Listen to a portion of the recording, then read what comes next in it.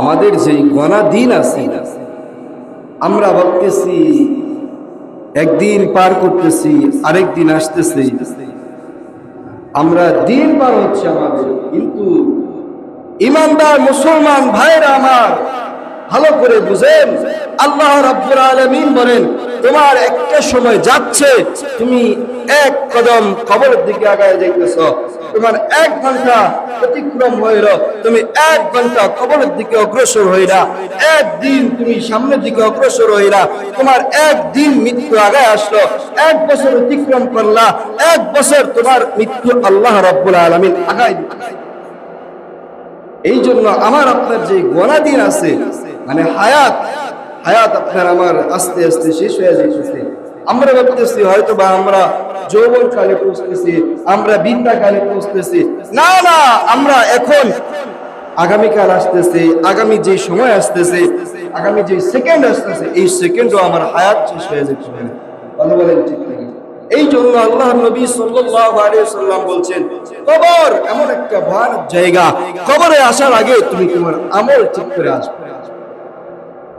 এই জন্য মুহতারাম হাজিরিন, শুক্রবারের দিন টুকিটাকি কিছু আলোচনা করা হয়। এই আলোচনা যদি আপনার আমার ভিতরে নিতে পারি, আমার আপনার ভিতরে ফায়দা আসবে, আর এই ফায়দাজনক, এই ফায়দা দিয়ে আমি আর আপনি জান্নাতে যেতে পারব। এই জন্য শুক্রবারের দিন আজান হওয়ার সাথে সাথেই মসজিদে আসা, কি আজান হওয়ার সাথে সাথেই মসজিদে আসা। মুহতারাম হাজিরিন, আমরা সকলেই সেই মহান রব্বুল আলামিনের দরবারে কালিমাতুশ শুকর আদায় করছি। সে যে মহান রব্বুল আলামিন আপনাকে আমাকে দুনিয়ার সমস্ত ঝামেলা থেকে ফারেক করে আল্লাহর ঘর, প্রিয় মসজিদে আসার বসার এবং আল্লাহকে কিছুক্ষণ ডাকার তৌফিক দান করেছেন এবং আল্লাহ তাআলার জিকির করার তৌফিক দান করেছেন। এই জন্য সে মহান রব্বুল আলামিনের দরবারে মন থেকে দিল খুলে একবার কালিমাতুশ শুকর আদায় করছি। সকলে বলি আলহামদুলিল্লাহ। আরো শুকরিয়া আদায় করছি সে মহান রব্বুল আলামিনের দরবারে, যে মহান রব্বুল আলামিন আপনারে আমারে সুস্থতা দান করেছেন। কি সুস্থতা? দুনিয়ার মধ্যে সবচেয়ে বড় নিয়ামত। আল্লাহ রাব্বুল আলামিন যাকে অসুস্থ বানাইছেন তার কাছে গেলে বোঝা যায়, এবং নিজে অসুস্থ হইলেও বোঝা যায় যে দুনিয়ার মধ্যে সবচেয়ে বড় টাকা বলেন, ধন সম্পদ বলেন, বাড়ি গাড়ি বলেন, এগুলা বড় নিয়ামত নয়। যদি আপনার আমার শরীর ঠিক থাকে, আপনার আমার যদি শরীরে বল থাকে, আপনার আমার শরীর যদি ভালো থাকে, তাহলে আপনাকে আমারে যদি আল্লাহ তাআলা গরিবও বানায়, ধনী লাগবে না। এই গরিব অবস্থায় আমি আর আপনি যদি খেতে খামারে কাজ করে খেতে পারি, তাও আমাদের জন্য ফায়দাজনক। কথা বলেন ঠিক? কিন্তু আল্লাহ রাব্বুল আলামিন আপনাকে সুস্থ বানায় না, অসুস্থ বানাইছেন।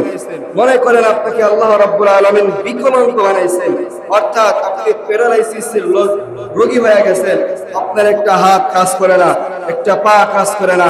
এমন অবস্থায় আপনি হাজার কোটি টাকার মালিক হতে পারেন, এমন অবস্থায় আপনি শত টাকার মালিক হতে পারেন, কিন্তু আল্লাহ রাব্বুল আলামিন আমারে গরিব অবস্থায় যে সম্পদ, যে আমারে কাজ করার মতো সামর্থ্য দিয়েছে, কিন্তু ধনী অবস্থায় আপনারে আমারে দেয় নাই। এই জন্য আল্লাহ রাব্বুল আলামিনের কাছে সর্ব হালতেই দোয়া করা, আয় রাব্বুল আলামিন আমাকে তুমি সর্ব অবস্থায় সুস্থতা দান করো। সকলে বলেন আমিন।